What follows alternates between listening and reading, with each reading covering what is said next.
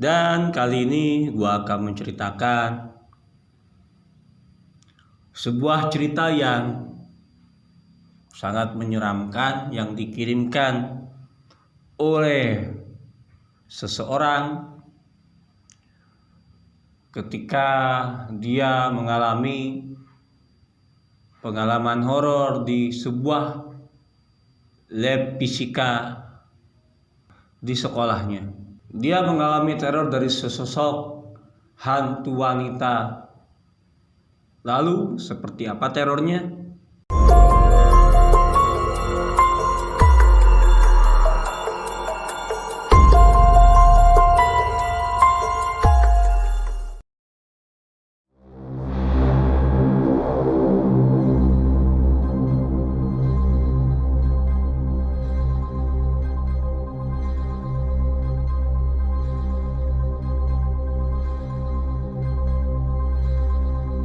Assalamualaikum warahmatullahi wabarakatuh.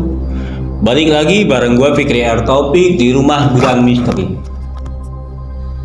Dan kali ini gue akan menceritakan sebuah cerita yang sangat menyeramkan yang dikirimkan oleh seseorang ketika dia mengalami pengalaman horor di sebuah lab fisika di sekolahnya. Dia mengalami teror dari sesosok hantu wanita. Lalu, seperti apa terornya? Jangan lupa like, comment, and subscribe channelnya Rumah Gudang Misteri. Dan kalau misalnya kalian mempunyai cerita horor ataupun ingin menjadi narasumber di Rumah Gudang Misteri, bisa DM ke Instagramnya Rumah Gudang Misteri di rumahgudangmisteri.official. Tanpa berlama waktu, kita masuk ke ceritanya. Jangan dilanjutkan kalau kamu penakut. Angin malam berhembus dingin membuatku merapatkan jaketku. Jam sudah menunjukkan pukul 10 malam. Dan aku masih sendirian di sekolah. Sebagai anggota klub sinematografi, aku harus lembur untuk mengedit proyek video kami. Seluruh sekolah terasa sunyi, kecuali suara ketikan keyboard dan sesekali derit kursi di ruangan kecil ini di laboratorium fisika. Sudah jadi rahasia umum di sekolahku bahwa laboratorium fisika ini punya cerita mistis tersendiri. Dulu ada seorang siswa bernama Maya yang konon di sini karena tidak tahan dengan tekanan akademis. Sejak saat itu sering terdengar suara-suara aneh. Kadang-kadang ada bayangan yang melintas di jendela. Tentu saja aku tidak terlalu percaya. Semua itu hanya mitos untuk menakut-nakuti siswa yang baru, pikirku. Saat sedang fokus mengedit, tiba-tiba layarku mati. Aku menghela napas. Listriknya mati lagi. Aku mencoba menyalakan kembali monitor, tapi tidak ada respon. Jantungku mulai berdebu kencang. Aku menoleh ke belakang, ke arah pintu. Pintu itu tertutup rapat. Aku bangkit dari kursi dan berjalan perlahan menuju pintu.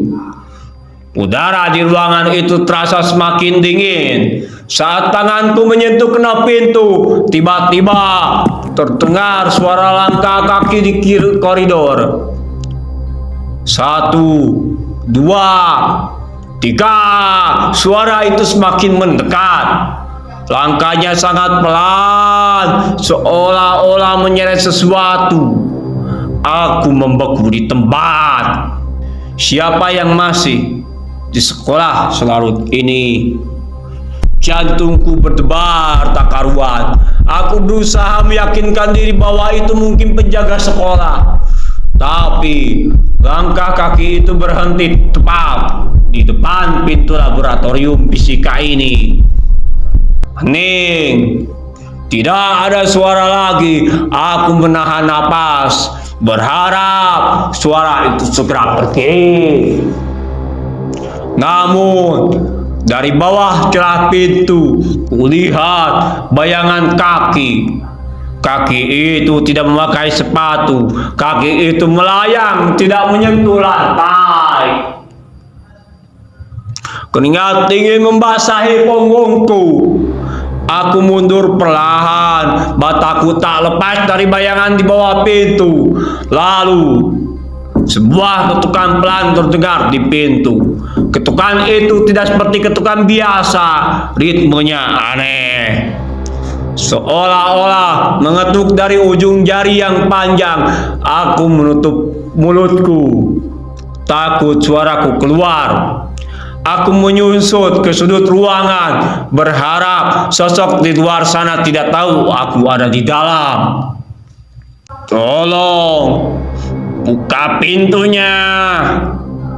Sebuah suara bisikan terdengar dari luar. Suara itu serak dan bergetar, seperti orang yang sangat kesakitan. Itu suara perempuan. Suara itu berlanjut. Aku ingin pulang. Aku menggeleng-gelengkan kepalaku. Tidak mungkin, ini pasti halusinasiku.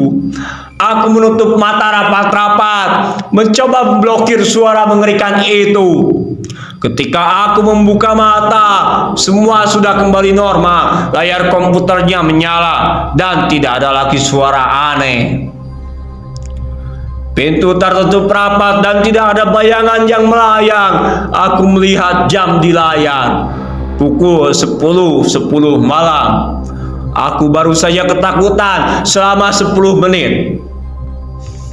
Aku buru-buru mematikan komputer dan mengambil tasku. Aku tidak mau berada di sini sedetik pun lagi.